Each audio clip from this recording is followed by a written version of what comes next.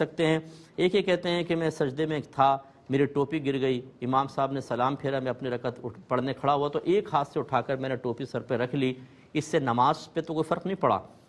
دیکھیں پہلی بات اچھی طرح یاد رکھیں کہ سر ڈھک کر نماز پڑھنا ادب ضرور ہے، فرض یا واجب نہیں ہے۔ اس لیے اگر فرض کر لیں ٹوپی گر گئی، آپ ویسے ہی کھڑے ہو جاتے اور برہنہ سر نماز کمپلیٹ کر لیتے، کوئی مسئلہ نہیں تھا۔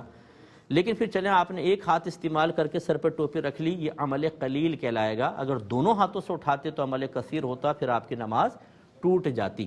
تو اس لیے یہ چل جائے گا، لیکن آئندہ اس میں احتیاط کریں۔ اور ضمناً ایک مسئلہ عرض کر دیتا ہوں کہ بعض مسجد میں ہم نے بزرگوں کو بھی دیکھا ہے کہ اگر کسی نوجوان کی ٹوپی گر جاتی ہے، وہ سجدے سے اٹھا تو جا کر ٹوپی اٹھا کے اس کے سر پہ یوں جمانے کی کوشش کرتے ہیں۔